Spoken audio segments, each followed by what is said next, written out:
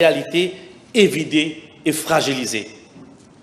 Ces piliers fragiles reposent sur un chantier en ruine, honteusement masqué par des mensonges à répétition. Ils ont menti de manière répétitive, même ici, dans ce temple de la démocratie. Quelle pitrerie le Premier ministre sortant et son ministre des Finances n'ont-ils pas proféré ici? La dernière en date, je laisse derrière moi une assise solide. C'est à mourir de honte. Je dirais même, c'est à dunker de honte. En voici quelques exemples. Le PIB, produit intérieur brut, a été artificiellement gonflé de 5,6% en 2003 et de 6,5% en 2024. L'inflation a obéré le budget des ménages comme jamais auparavant. Les produits essentiels tels que la sardine, manger misère, manger du monde pauvre, nourriture des plus démunis, est passé de 12 roupies à 32 roupies sous le MSM. Une boîte de Glenrick est passée de 42 roupies à 112 roupies. Notre fameux fromage cheddar Kraft est passé de 47 roupies à 101 roupies 40 sous. Enfin, Monsieur le Président, notre cher cône-mouton Watsonia, si par malheur le MSM était resté au pouvoir, croyez-moi, Monsieur le Président, notre cône-mouton aurait dû être acheté non pas au supermarché, mais chez le bijoutier. Les Mauriciens l'auraient rangé non pas dans leur buffet, mais dans l'argentier de leur salon. Le cône-mouton est passé de 72 roupies à 274 roupies 41 sous, soit une augmentation, tenez-vous bien, de 381%. Pour terminer avec ce bal de mensonges du MSM, comment je pouvais faire l'impasse sur ce qu'ils ont fait de la Banque de Maurice? Une abomination. De joyau de notre économie, le MSM a transformé notre banque centrale en planche à billets pour tantôt financer son budget, tantôt remplir sa dette et tantôt la convertir en ATM, guichet automatique, pour distribuer de l'argent aux petits copains de la cuisine tels que Pulse Analytics, l'éternel Maradiva, Ambre et tant d'autres. Ce programme gouvernemental vient rendre ses lettres de noblesse à la Banque centrale, à la Banque de Maurice. Voilà comment le vampire MSM a sucé le sang des ménages mauriciens. Winston Churchill l'avait si bien dit, le courage, c'est d'aller de l'avant malgré la peur. C'est pour cela, Monsieur le Président, qu'il faut saluer l'audace, l'ingéniosité et le courage de ce gouvernement. Un gouvernement intrépide qui, bravant ce chantier de ruine, nous a gratifié d'un programme de gouvernement 2025-2029 qui s'attaque astucieusement, non seulement aux problèmes urgents, mais qui englobe une vision ambitieuse à moyen et long terme. J'aimerais également saluer le leadership de cette alliance. Permettez-moi de préciser, qu'est-ce qu'on n'a pas dit du Premier ministre et du Premier ministre adjoint? On les a traînés dans la boue. Mais nous avons en face de nous deux personnes. Si vous me permettez, l'honorable Béranger, l'un a vaincu un cancer, l'autre a vaincu le Covid. Certes, pour une raison, pour une cause. Et cette cause, justement, c'était pour sauver la patrie, pour sauver ce pays. Il y a un proverbe en Punjabi, mi-Punjabi et hindi, qui dit Jako rake sanya mal sake nakoi. Si Dieu est de votre côté, rien ne peut vous arriver. Et c'est justement la voix du peuple, soit la voix de Dieu, qui a fait de l'un le Premier ministre de ce pays et l'autre le Premier ministre adjoint. Monsieur le Président, ce programme de gouvernement est fondé sur une idéologie solide. Il dit la vérité au peuple. Ce n'est pas un assemblage de mesures superficielles, comme l'étaient les deux précédents programmes sous le règne du MSM. Ce programme concerne sérieusement l'avenir des générations à venir. Pour ce débat, je me suis appesanti sur le thème de la prospérité, qui, même si elle n'est pas explicitement mentionnée dans le discours-programme, mais en est le cœur. La prospérité, barakat, comme on le dit chez nous à la campagne, c'est la jauge pour évaluer le bonheur, le progrès, la joie et la satisfaction dans le cheminement de la vie. Ce programme vise à rétablir la notion de prospérité qui est si chère. Si vous voulez, vous avez votre permission, si je peux continuer. Sorry, I have been made to understand that there is an agreement between you members that backbenchers will have 10 minutes and the ministers will have 20 minutes. So I don't want to stop you, but please That is fine. try to abide by the agreement that you have reached. Thank Bref, Monsieur le Président, je terminerai cet exposé en disant qu'on aura réussi à la fin de ce mandat sur tous les plans, mais si on rate, si nous ne gagnons pas la guerre face à cette nébuleuse du trafic de stupéfiants, si nous ne renforçons pas la lutte contre la toxicomanie pour sauver les enfants de notre République, on aura échoué sur tous les plans. Et ce même peuple qui nous porte aujourd'hui dans son cœur, dans son estime, il ne nous le pardonnera jamais. L'on ne peut pas se permettre d'avoir 2 millions de touristes d'un côté et des enfants de la République drogués gisant à même le sol par ici et par là. Dans l'île Maurice moderne et prospère que nous ambitionnons tous de bâtir au gré du travail et au prix de notre sacrifice, l'on ne peut plus continuer avec cette culture d'impunité made by MSM face aux diaboliques trafiquants de drogue aux aguets. Je suis certain, Monsieur le Président, ensemble nous vaincrons. As one people, as one nation. Thank you. Honorable Joman. Thank you. Mr. Speaker, Sir, Deputy Speaker. let me from the very outset thank everyone here for their contribution towards the overwhelming yet anticipated victory in the last general elections. While each of us did contribute to that victory, yet we cannot undermine the fact that the Prime Minister and leader of the Labour Party was the architect, firstly in constituting the Alliance du Changement, and secondly in driving us all towards that end. While some were skeptical, he knew what he was doing, and without any dint of doubt, we all believed that he was l'homme de la situation.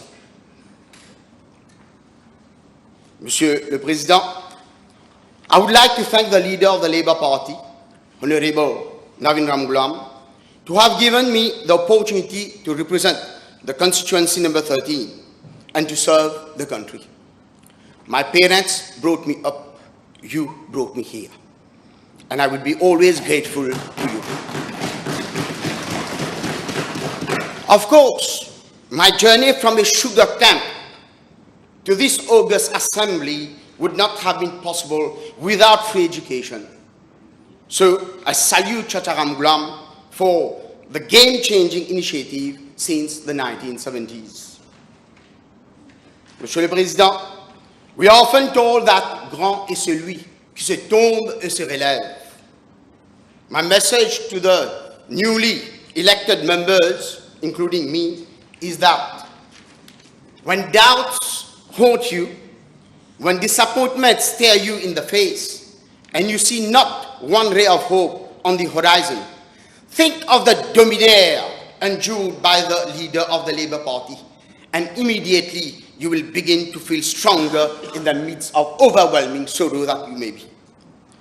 I've never seen someone so brave, bold, and daring. The saying goes, when the going gets tough, the tough gets going, and you are the toughest of all, sir. However, at the same time, this reminds us that nothing is permanent in life. La roue finit par tourner. Mr. the Speaker, I used to tell my students that when we are in a predicament, we need to ask 3 questions. First, where are we now? Second, where we want to be? And third, how do we reach there? So I will stick to this paradigm. Where are we now? I will be neither pessimistic nor optimistic, but rather realistic in saying that never in the history of this country so much harm has been done in so less time. If we go through the pestle model, politically, economically, socially, technologically, environmentally, and even legally, they have failed lamentablement in all fronts. I don't want to get too technical, but the document State of the Economy, published on the 10th of December 2024 and presented by the Prime Minister, gave a true picture of where are we now. Mismanagement of the economic affairs of the country, like never before, led to low economic growth, the weakest rupee ever against the USD, and trade deficit stood very high. Inflation peaked, fueled by the continuous depreciation of the rupee vis-à-vis the USD. Regarding unemployment, there's a mismatch between the competencies and job vacancies, with a serious problem of underemployment and disguised unemployment. Where are we now, Monsieur le Président? As at last year, the public sector debt stood at nearly 560 billion, representing approximately 84% of our GDP. This means that we are living beyond our means. In other words, we are living dangerously. This is the legacy of the previous government upon us, our children, and yet to be born ones. The MSM-led government favored politically congruent policies over economically correct ones, and this was a perfect recipe for their failure. Monsieur le Président, le comble dans tout ça, c'est qu'ils osent dire à Cotman fauté. The most infamous phrase in the Mauritian context. À Cotman fauté, I just hope that they are listening to us. You failed by the postponement of municipal elections, killing democracy and instilling a culture of despotism. We just witnessed the Moustache League under your government, and this boomerang upon themselves. You failed by allowing the rupee to depreciate, prices to rise, not reducing petrol prices even though there was public outcry. You failed by dilapidating public's money and the reserve of the central bank. Pour reprendre la phrase du DPM, honorable Paul Béranger, ils sont partis avec la caisse. And you say, à côté d'une faute. You failed to ensure regular water supply. You promised 24/7, not us. You failed to prevent flooding even the billions of public money spent on drains. You failed to give house even though you promised 8,000 houses to the poor. And you dare to say, à côté d'une faute. They failed in the case of Wakasho, which was an environmental disaster. They failed during COVID-19, where they made millions of money on the back of a helpless population with the infamous scandals of Pack and Blister, Mulnupiravir, Hyperform, to mention a few. Monsieur le Président, they failed to casse les reins, mafia, la drogue. Instead, more drugs were entering the country than ever before. They failed to restore law and order and to get the trust and confidence of the population. Instead, people started to mistrust the very institution which is there to protect them, the police force. Surtout les striking team, which instilled a climat de terror in the country. They failed because of the mismanagement. Many public bodies and institutions end up in precarious financial situations. I will mention STC, CEB, Metro, CWA, in Mauritius, casino on Mauritius. I remember once the former Prime Minister said it is the only country in the world where casinos are making losses, and they did make loss for the last 10 years. Monsieur le Président, on ne peut pas oublier les cas de Betamax, BAI, Neotan, Patel Engineering, Silverbank, and même la State Bank. All these will cost billions of public money, and you are all aware there's no such thing as state money. There's only public's money. It is our money that they have dilapidated. They failed because they did everything to kill horse racing in Mauritius, kill the MTC, and protect their biggest stakeholder, which is known to everyone. Monsieur le Président, never in the history of this country so much harm has been done to the educational sector in so less time. It's a pity today to see what they have done to free education, which was the greatest gift from SSR to this nation. With extended program, where less than 4%, yes, 4 out of 100 only made it to the mainstream. On one hand, we have academies and co-education. On the other hand, we have regional schools where there is only boys or girls. We are indeed in a real mess. Le Collège Royal du Cœur-Vip de Port-Louis, le QIC ou le Collège Dr Maurice Curé, jadis une fierté, sont aujourd'hui méconnaissables. Monsieur le Président, due to time constraint, I know it is not possible to go through all the tasks of the previous government. Like Honorable, my good friend, Rajesh Bhagwan, whimsically said that they will have to move around with helmets to protect themselves. But my friend, let me tell you, Mauritians are nice people. They will not throw stones. Instead, the Mauritians did extraordinary things in an extraordinary way, where they all went out with their pen, s'il vous plaît, and sanctioned the previous government. It is commonly said that in politics, you can fool some of the people all the time.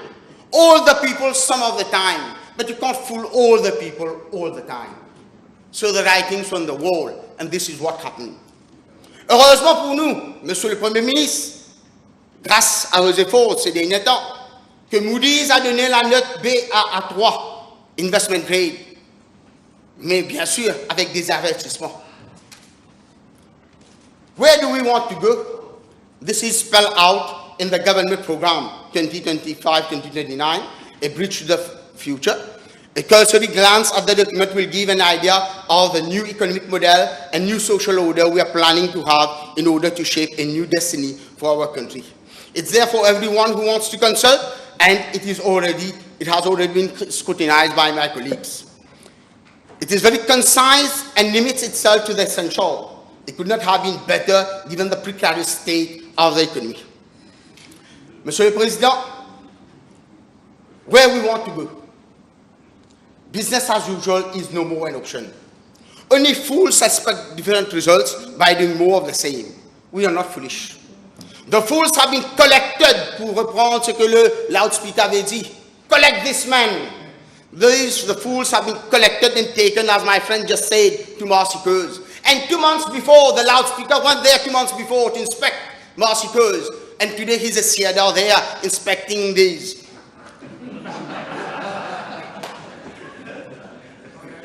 What we need, Monsieur le Président, je vais terminer. We need an independent central bank with clear monetary policy objectives and economic imperatives. Not the one like under the previous government, which was at the mercy of the Minister of Finance. We need diversification, diversification, and diversification. This is the way forward. We need a right balance between equity and efficiency. Pay rises are very important, but people must be encouraged to earn their income. They have to be productivity-based. We have to promote productivity and not passivity. To prevent brain drain, la méritocratie doit primer. We must get rid of nepotism and put the right man in the right place, such as for the speaker, for the deputy speaker, the attorney general, the governor of the central bank, to mention a few. Procurement and tender exercises have to be made more transparent. Use of information technology can be very useful. Education is the key to success. We can say that it is now in safe hands. However, The present system is doing more harm than good.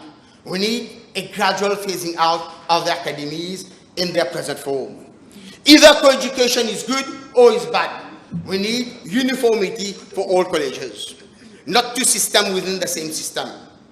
While we are in favor of free credits to promote to the HSC, yet we must not kill elitism, which holds our future. We cannot do without discipline, discipline, and discipline. Yes, Monsieur le Président. Fostering a positive environment in schools, creating safe, inclusive, supportive, and fair school climates calls for maintaining a high level of discipline both inside and outside schools. It has never been so good. It has never been so good to be young as it is today. Youngsters never had it so good, yet they are making a misuse of the internet, mobile phones, and social media. Monsieur le Président, je vais terminer. On ne peut pas être enceinte à moitié. Soit on est, soit on n'est pas. We cannot stay on the fence. We cannot play safe. We need bold, firm actions against indiscipline and the use of mobile phones in school premises. Okay. Je vais terminer. Je voudrais faire un petit remarque. During our school days, we were given a bread, cheese, milk, and dried fruits. Today, our kids are only served a pain sec. This is a food for thought for everyone. I'm just asking whether it's not high time to give a full meal only to those in need. If we know it really, if we mean what is inclusion, we want to move from social exclusion to social integration.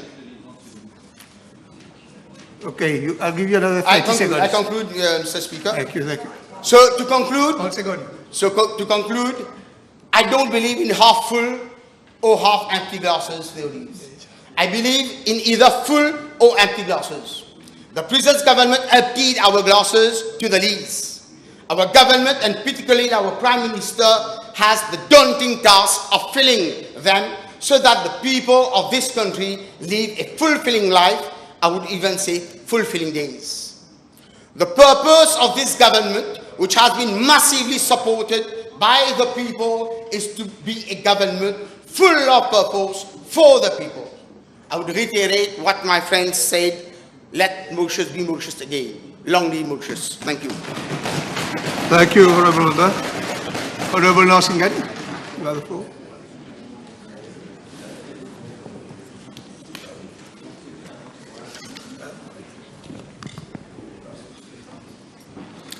Mr. the Deputy Speaker, sir, first of all, I would like to thank the people of Mauritius, especially the voters of number 13, for their trust and support.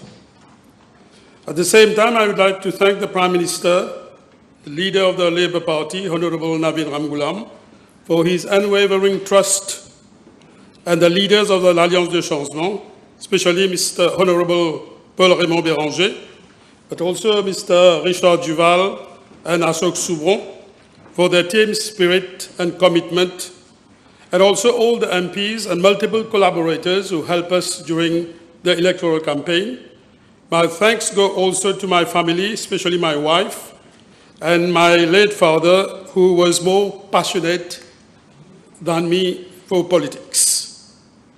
We all have here, all the members of Parliament, supporting this government. We have been able to emancipate Mauritius following the unprecedented state capture. So this evening, Mr. the Deputy Speaker, I will focus on two important points. One is on democracy, human rights, and the second point, if I have time, on economic diplomacy. So at the same time, let me remind everybody that a landslide victory of 60-0 places more responsibility and pressure on all the members, and especially on the two charismatic leaders, historic leaders, Honorable Navin Ramgoolam Prime Minister and the Deputy Prime Minister, Honorable Mr. Paul Béranger. As for me this evening, it is with an unwavering sense of duty. The sense of duty is very important that I address you today. And in fact, our nation stands at historic crossroads where the echoes of the past, we have to understand the past as Honorable Mohammed did, but also the imperatives of the present and the boundless potential of the future, how all this would merge to forge a transformative destiny. Mr. the Deputy Speaker, the people of Mauritius have spoken with clarity and conviction, and trusting this government with an unequivocal mandate to initiate courageous reforms that will shape a prosperous, just, and resilient society. When MPs are elected, when people are elected, they should not only think about sticking to power. We have to take bold measures to bring the reforms. After the 10th of November, the newly elected members, spearheaded by the Prime Minister and the Deputy Prime Minister and other ministers, have in fact a tryst with destiny. Yes, Mr. the Deputy Speaker, a tryst with destiny. So we cannot disappoint the people. It is very important for all the members here present to remember that we cannot disappoint the people. So looking at the first 64 days of the new era, we can feel that the people can breathe the fresh air of liberty, and liberty is very, very important. The presidential address is one of the best. The address reflects what we have in the political manifesto. And this is very important, Mr. Deputy Speaker, sir, that we cannot fool the people. We had a political manifesto, and we have been able to transform what is found in the political manifesto in the presidential address.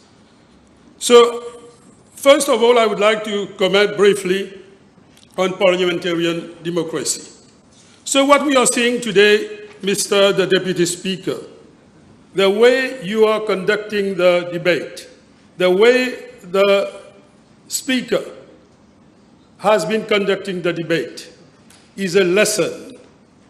We have learned the outstanding work done by people, other speakers like Sir Aril Al-Bakji, Sir Kailash Proyag, and so many others. But unfortunately, at one time, from 2014 to 2024, this August Parliament was transformed into a sort of boxing ring.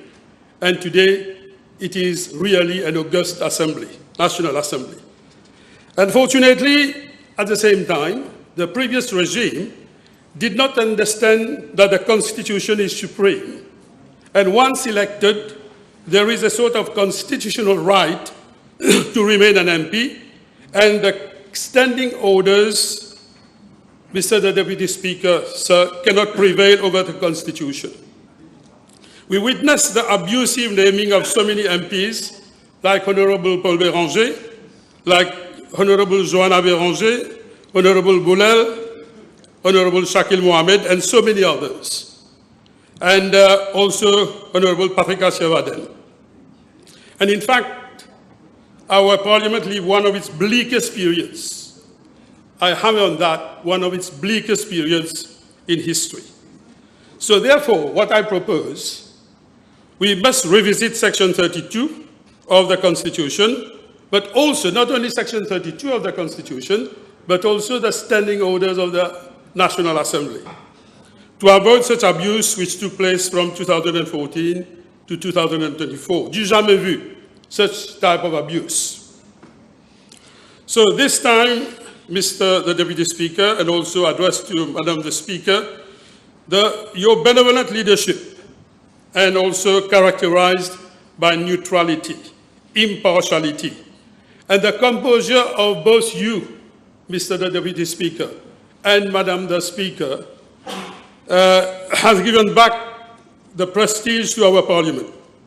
And hopefully, our people will be proud of your speakership, both for you and Madam the Speaker. Now, let me just refer to the sort of dictatorship where the previous government took us. For the past decade, our nation has faced significant setbacks in democracy, human rights, governance, and unfortunately, institutions meant to safeguard justice and equity were weakened, allowing political interference to erode public trust. Transparency was compromised, and the fundamental rights of our people were challenged. The independence of key institutions, including the judiciary, and I lay emphasis on this, regulatory bodies, because it is important to make a clear distinction between regulatory bodies and normal parastatal bodies, was severely undermined, affecting governance and accountability. And citizens face increasing restrictions on their right to privacy, with intrusive surveillance policies, as explained by the Prime Minister this morning. And also there was possible sniffing, which breached the fundamental freedoms of our citizens. We cannot forget the attempt to undermine the role of the DPP.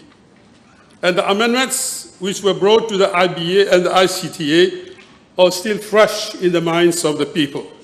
The freedom of expressions of citizens were jeopardized, just to mention a few among the multiple breaches of democracy and human rights by the previous regime. Planting of drugs, also, don't forget, was used to quell some members of the opposition and members of civil society.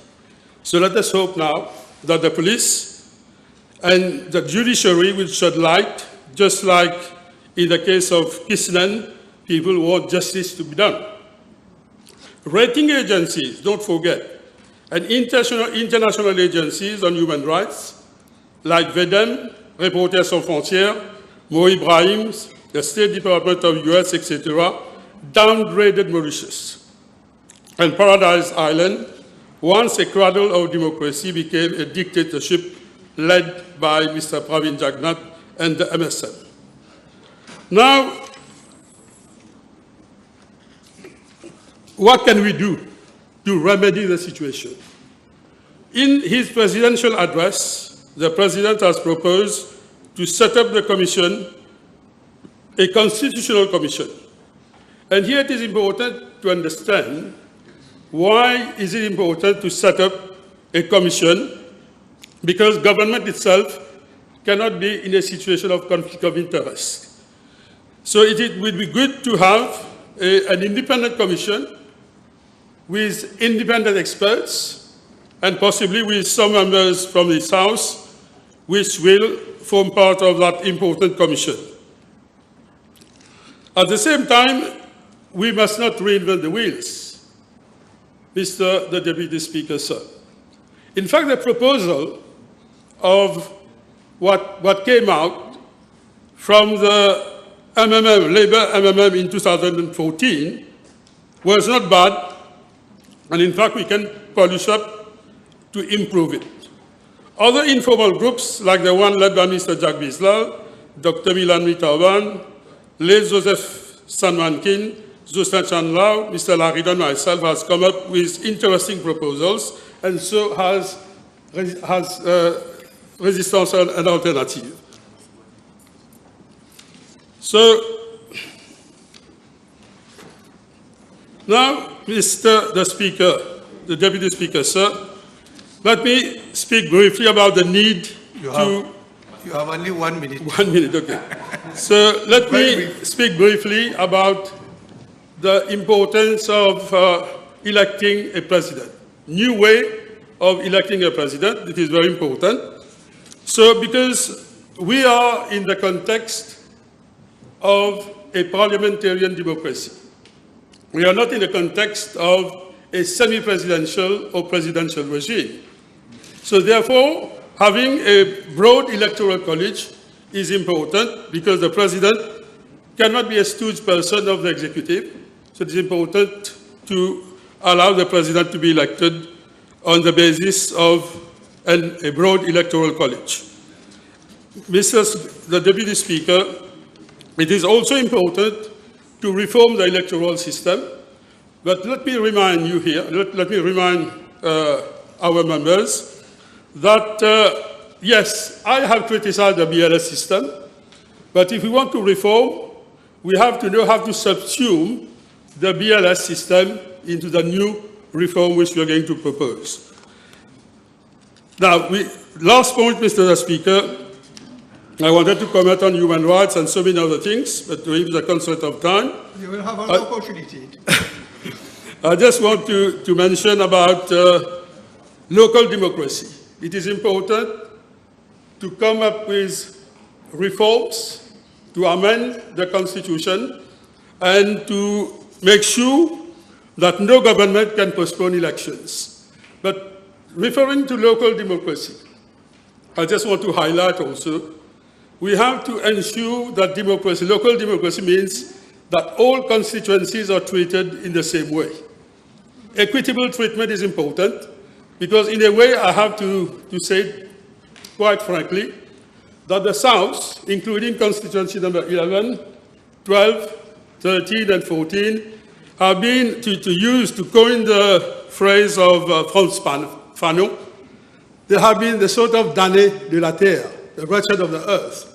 So I make a special appeal to all the ministers and all the parliamentarians to make sure that there is a sort of equitable distribution in terms of infrastructural development for the distribution of jobs and other types of permits, of course, on the basis of merit, on the basis of qualifications and experience. So this is very important. My last point, the Deputy Speaker, just to answer my conclusion. My conclusion is that we have witnessed a sort of Arab Spring, quiet, no violence.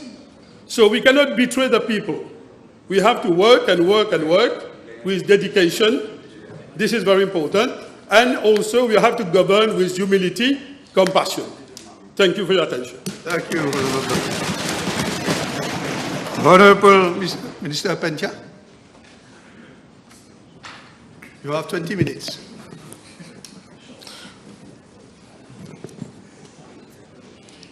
Deputy Speaker, sir, it is indeed a singular honor for me to stand before this House today, deliver my first speech in the context of the government program 2025-2029 as elected member of the National Assembly for the constituency number 7, Piton-Rivière-du-Rempart, following, as my honorable friends have said earlier on, the landslide victory of Alliance du Changement.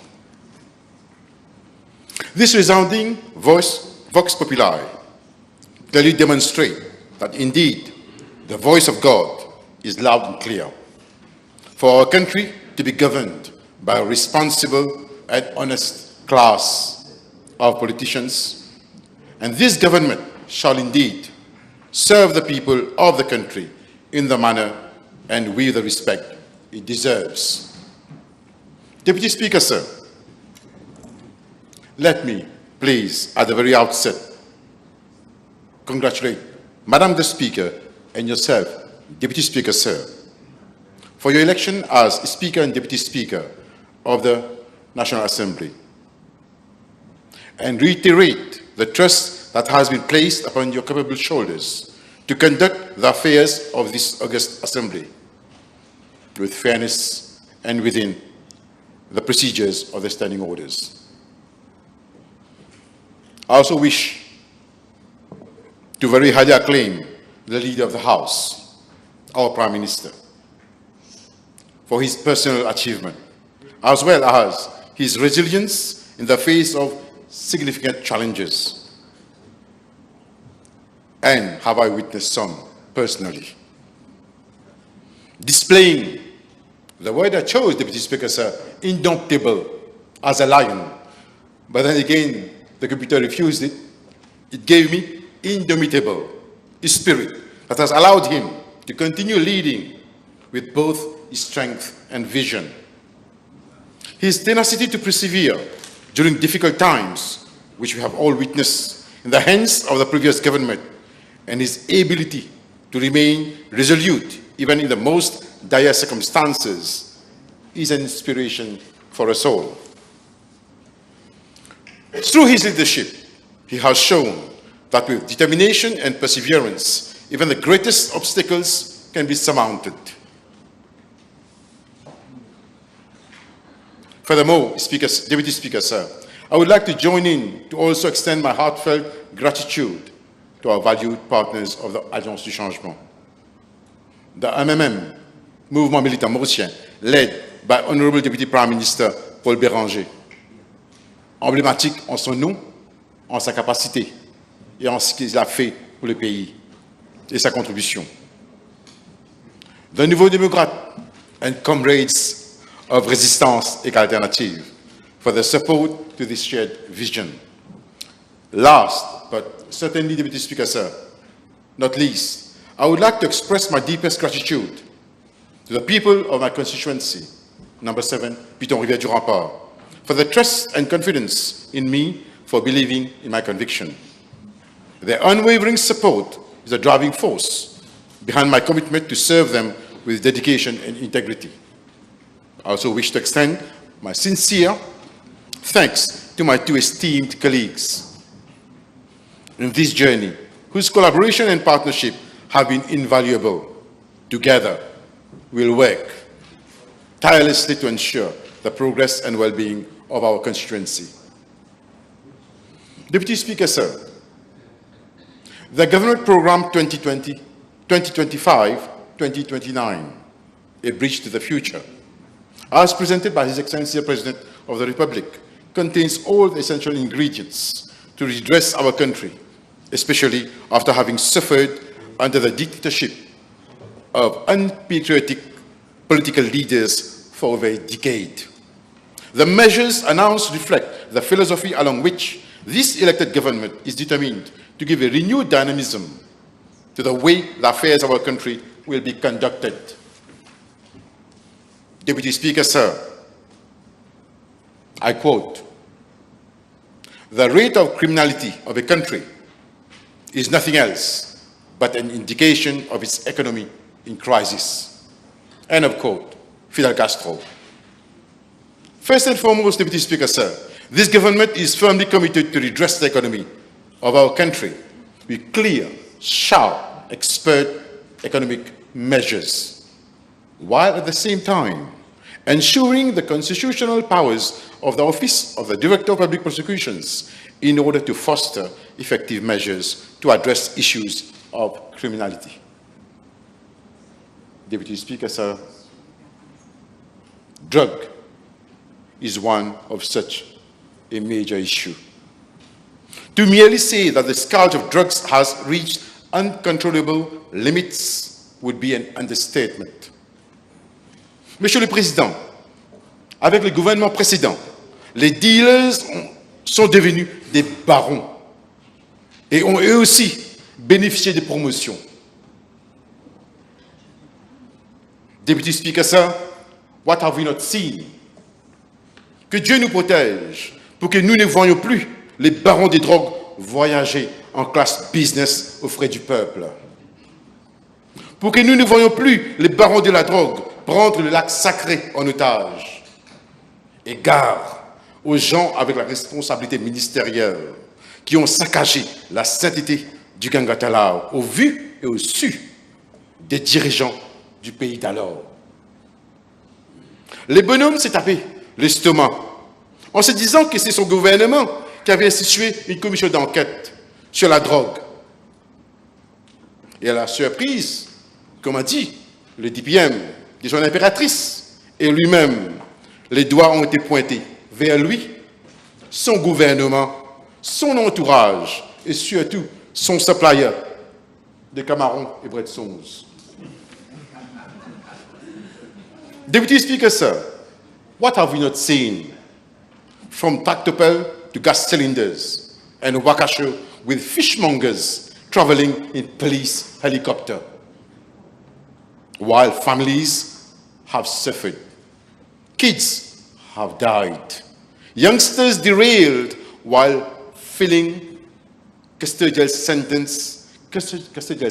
centers with victims consuming a panoply of substances supplied by unscrupulous scourge of drugs walking free. Beware, this government is coming for you.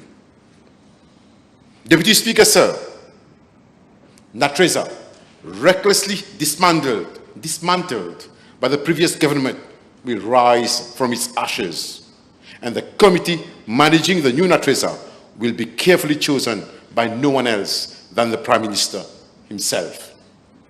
The concern of this government is to go towards people suffering from addiction, to cater for them through proper and effective rehabilitation programs, and to ensure effective reinsertion in the bosom of their families and in the society.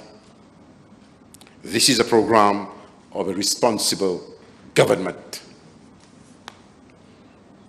Deputy Speaker, sir, while the police force will be valued and properly equipped, there will be transparent recruitment, training and promotion procedures, thereby ensuring competence, fairness and confidence in the police force, which should get the respect it deserves as it stands to protect our children, our elders, our families, entre autres, the people of our country. The police force will be equipped with modern technologies, proper legal framework, and the Police and Criminal Evidence Bill is going to be a reality in the hands of this Prime Minister and leader of this House. Deputy Speaker, sir, our country's progress since independence has long been driven by the indelible contribution of our public officers. Their individual and collective contributions have steadily driven us forward on the path towards prosperity and social justice over decades. However, our public service needs to move towards embracing a modern, adaptive leadership style that fosters innovation, collaboration, and responsiveness to the needs of the people, as per the bold measures announced in the government program, which clearly set out unprecedented administrative reforms. We are indeed living in an era of unmatched technological advancements and complex global challenges that have a tremendous impact on everyday facets of our lives. Our public service must evolve to meet the aspirations of our population, which demands round-the-clock, people-centric services, greater transparency, efficiency, and accountability. Today, we reaffirm our commitment to transforming the public sector into a responsive, transparent, and people-centric institution that serves as a bedrock to spearhead the audacious reforms outlined in the government program, such that the public service position itself as a driver of national progress. Deputy Speaker, sir, at the heart of this transformation is a public sector reforms bill, which my ministry will spearhead. This landmark bill reflects the government's dedication to modernizing the public service, fostering good governance, transparency, and ensuring accountability at all levels. It is a bold step forward, providing a comprehensive framework to guide reform initiatives and lays the foundation for a future-ready public sector. The bill will lay emphasis on regulatory oversight, give legal status to key documents, and introduce mechanisms to ensure statutory compliance with reforms and transformation initiatives. My ministry will no longer simply make recommendations for changes. We will now have the statutory authority to enforce them, ensuring reforms are implemented consistently and effectively across all public institutions. Deputy Speaker, sir, under the previous government led by the MSM, we saw a systematic and systemic pattern of discrimination. Doors to employment and contracts, whatnot, were wide open for Nuban. While for Banla, the doors remained firmly shut, regardless of the competence or experience. This inequality became even more glaring when those already in employment, often Banla, were subjected to harassment, victimization, and unfair dismissal. One particularly troubling example from November 2015 was a recruitment of 10 doctors who had close ties with government members. Who knows not the case of Dr. Vijay, a PhD holder in economics with extensive lecturing experience at the MIE, who was unjustly denied a position despite a favorable court verdict. Deputy Speaker, sir, this is just a few of many instances where merit was sidelined in favor of political favoritism, further eroding the public's trust in our institutions. It is my duty to also point out that the previous irresponsible government violated all principles of ethics and good governance. Monsieur le Président, les gouvernements précédents a osé recruter et donner des promotions que quelques jours avant les rites d'élection d'octobre 2024 à pas moins de 426 personnes qui ont été recrutées dans les services publics ou promues pendant la période clairement indiquée par des circulaires du PSC, LGSC et DFSC que toute décision devait être gelée en ce sens. This can no more continue. The people has spoken and overtly shown that it demands changement. This government will respond to the demands of the people. What the people want is simple. A government that listens. A government that acts in the best interest of all its people. A government with courage, competence, and conviction. Monsieur le Président, et certainement le peuple, a dit non au petit bonhomme, souvent référé à juste titre comme Pinocchio. The desire for change is not just a call for new leadership. It's a call for a return to fairness, transparency, and equal opportunity, which this government has set as its mission statement in its program as enunciated by His Excellency, the President of our country. Deputy Speaker, sir, it is worth noting that the existing performance management system, the PMS as we call it in the public sector, framework will be reviewed and aligned to reflect the new vision of government for an effective and efficient public sector. In line with this philosophy, a more holistic approach towards performance management in the public sector will be adopted, where focus will be on both individual and organizational performance. Mr. Speaker, sir, Mr. Deputy Speaker, sir, a new training institute will be operational in the days to come to cater for training and capacity and capability building. The institute will provide quality training tailored to the needs and requirements of public officers serving the people of our country. The mot d'ordre at the center of it, serving the nation.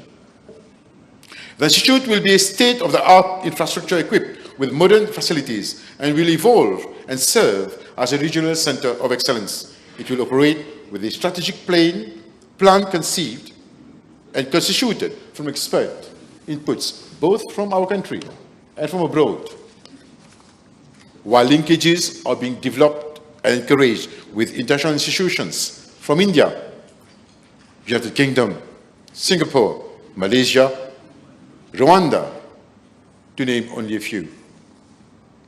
Mr. Deputy Speaker, sir, restoring trust in public institutions is one of the greatest challenges we face. Over the years, there has been quasi-complete erosion of trust, fueled by inefficiency, lack of transparency, and unequal opportunities. This government, Deputy Speaker, sir, is committed to addressing these issues head-on to enable our institutions to function to the optimum. Furthermore, as Minister of Public Service and Administrative Reforms, I am committed to ensuring that these reforms are implemented effectively and that they deliver tangible benefits for both public officers and the people of our country. Let us embrace this opportunity to make a difference. Let us commit to upholding the values of transparency, fairness, and integrity in all that we do. Together, we can lay the foundation for a brighter, more prosperous future for our country. As we move forward with confidence, Deputy Speaker, sir, let us work together, united in purpose, to transform our civil service into a beacon of trust, innovation, and service-centered institution that inspires and meets the aspirations of generations to come. Deputy Speaker, sir, long live Mauritius, in peace, justice, and liberty. I thank you. Honourable members, the Speaker will now take over the chair.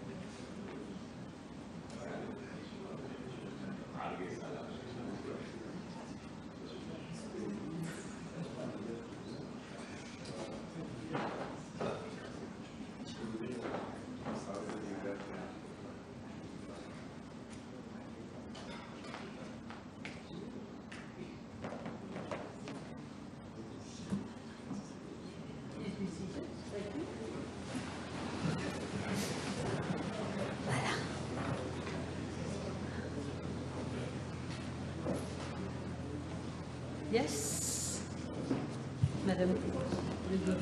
Thank you, Mrs. Speaker. Madam Speaker, honorable members, before I begin with my speech, first of all, I would like to express my heartfelt congratulations to Madam Speaker and the Deputy Speaker for the nomination. I will also like to express my sincere gratitude to the Honorable Prime Minister and the Deputy Prime Minister, my leaders, Honorable Kuchal Lobin and Honorable Richard Duval, for the trust they place in me. This is the stark contrast with what I was made to endure by the leader of the PMSD. He had a problem with my background. He had a problem with my accent. But look at the turn of the history. This traitor has been dismantled politically and thrown out by Mauritians. And today I stand before this august assembly, representing my city, Cas-Noyal, and I'm very proud of my roots. For this, I'm grateful.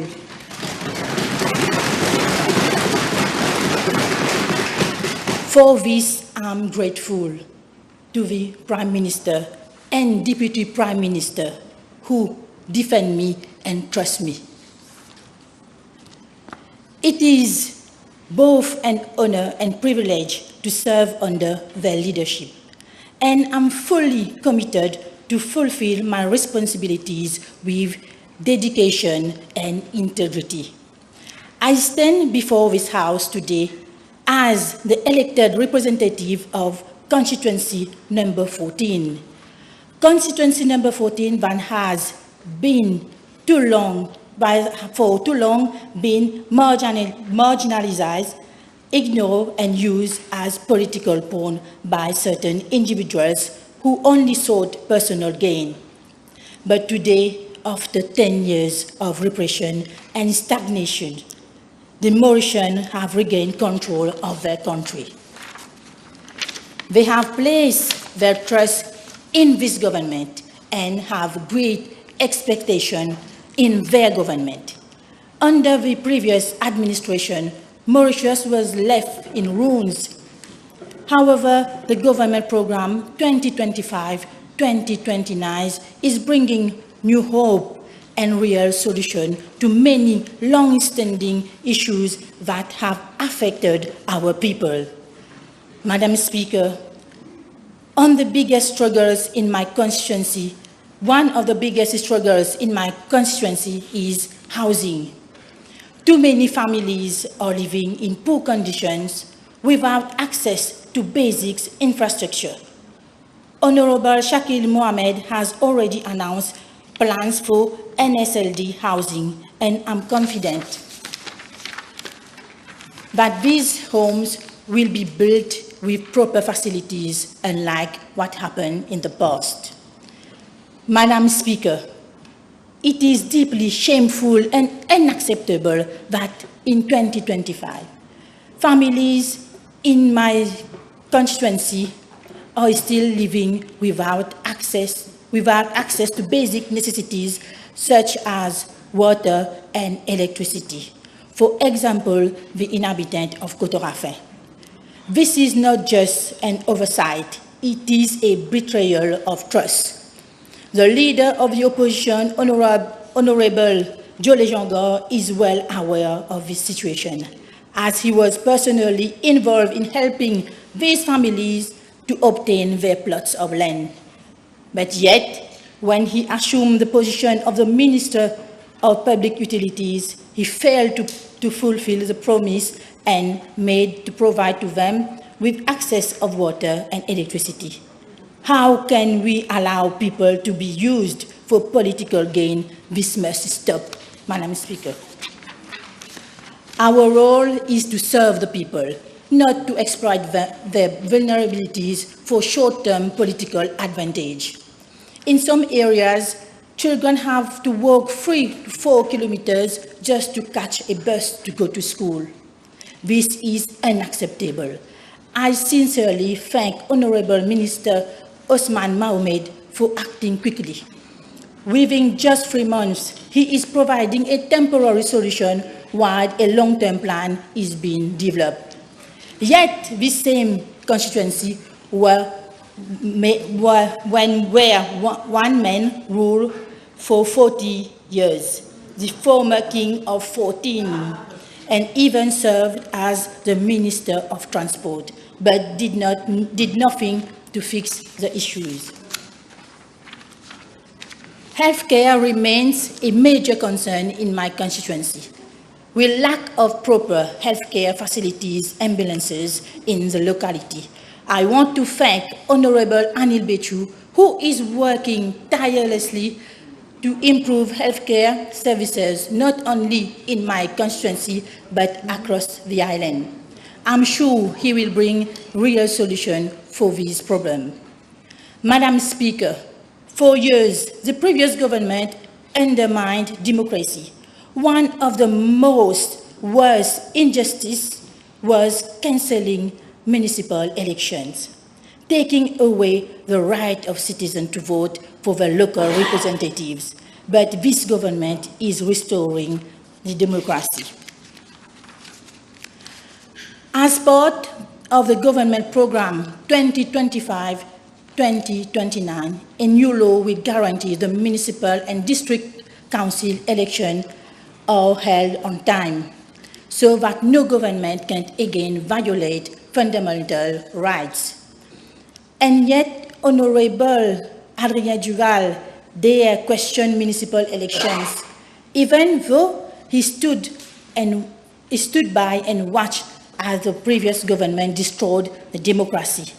Worst, councillors of his party are still sitting in municipal council, yet they have been completely silencing the general election. Where is their voice now? Let me be clear. In just a few months, people will have their say, and they will send a strong message through the ballot box. I also want to congratulate Honorable Minister Wichit and his junior minister, Honorable Fauzi Aluman, who is bringing reforms to local government to stop the abuse of the power that was happening before. During the previous government, civil servants were pressured, either sign the documents or get transferred. Some resisted and they paid a heavy price. And I want to publicly thank Madame Boudjouari, my former deputy CEO. When I was president at the Black River District Council, she stood by her principles and dared to report Alan Ganou to the police for organizing an illegal concert.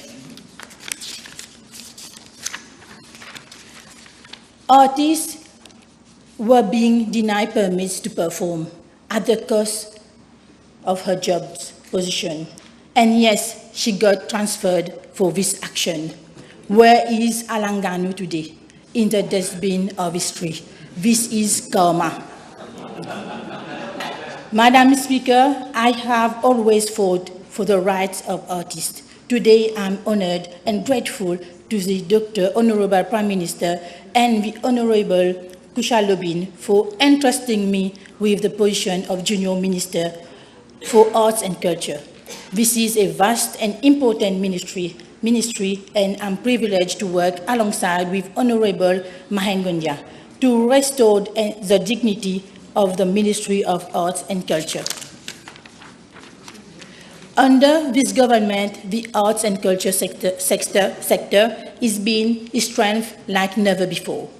We are removing bureaucratic delays and creating a streamlined system to make it easier for artists to organize events. For the first time, artists will have official recognition, allowing them to access funding, social security, and professional opportunities, making cultural spaces more accessible, promoting local talent, and ensuring that our artistic heritage is preserved and celebrated.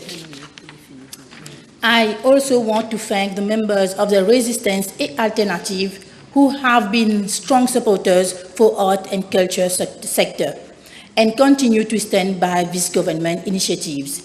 This government is not working in silos. We are collaborating across ministries to bring real, impactful changes.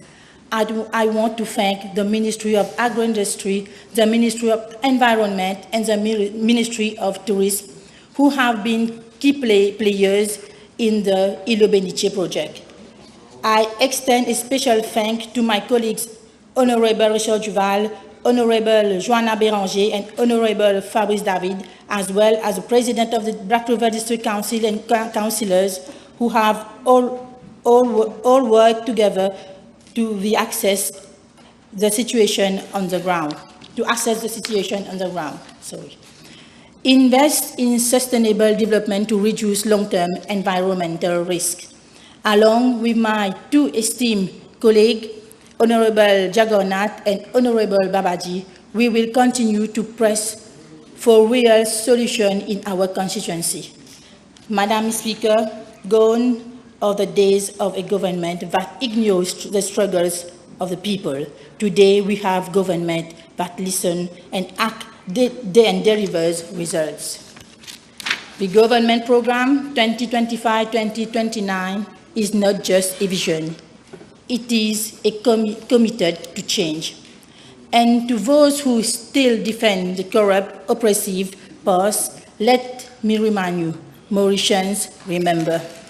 They remember the censorship, the erased documents, and the injustice they endured. But today we have a government that truly represents the people. Thank you.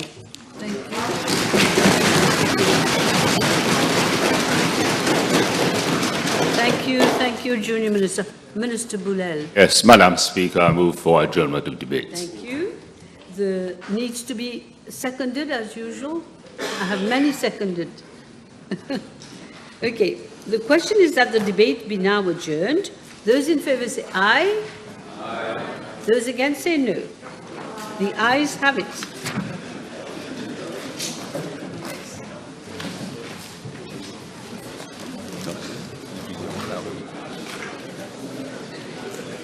Yes. Adjournment. Non, c'est bon. Madam Speaker, I beg to move for the adjournment of the House to Friday, the 7th of February, 2025 at 3 p.m. Friday, the 7th. 7th of February at 3 p.m. Okay, the question is that the House be adjourned to Friday, the 7th of February at 3 p.m. Those in favor say aye. Those against say no. The House stands adjourned. Adjournment matters. We're not forcing anybody. Yes, Mr. Francois. Thank you, Madam Speaker. The issue I'm raising tonight, again, is with regards to represent non-availability of seats on a Mauritius prevailing on Rodrigues Mauritius route addressed to the Honorable Prime Minister. Yesterday, Madam Speaker, I spent the whole day from 9 a.m. to 8 p.m. with so many of the citizens at Penkoa Airport trying to secure a seat to attend my parliamentary duties on time today. Finally, the personnel there this morning, and I don't know what acoustic, have been able to uplift me to reach Parliament late. I have to say I appreciate and thank them for their valuable efforts despite situations that are beyond their control. May I again request the Honourable Prime Minister, through his good office, to request Air Mauritius to review and increase its flight schedule on the Rodrigues Mauritius route, especially during weekends, on Fridays and Mondays, and alternate weekdays. Actuellement, c'est un calvaire, Monsieur le Premier ministre, pour nombre de voyageurs qui souhaitent voyager, laqués partout. This should no longer be allowed to continue. And in the same breath, allow me, Madam Speaker, may I request government, through the Prime Minister's Office, Rodrigues, and the Ministry of Shipping, to also reconsider and plan for the availability of passenger seats by sea on the MV Mauritius Tokisha, especially during coming school holidays period. I thank you. I will certainly look into the matter. It's a good sign that more people are traveling. Yeah. Thank you. It's a good thing he managed to come today. Yeah. And I thank the personnel there. Yes, please. I have a request to the Honourable Minister of Technology. If you could urge the telecommunication companies to please ensure that there is a mobile network in the locality of Salazie, Pont-Bon-Dieu till Nouvelle Découverte, because this road is being used by lots of people who work from constituency 9 and travel to Eben to work. And very often there is no network, and in the absence of network, very often they have issues when they have breakdown of their vehicles, and it's very often dangerous for them to stay there without network. And it also extends till La Nicolière, where the people from the north, constituency number 7, constituency number 6, use that road very frequently to travel to Eben and to the center of the island. Thank you. Honorable Bichuk, thank you for the note. We are aware of this problem. We are also aware of the fact that there has been an increase in the density of traffic through that road from Pont-Bon-Dieu to Salazie, and we have already taken up the matter with the key suppliers of network across the island. Thank you. Thank you.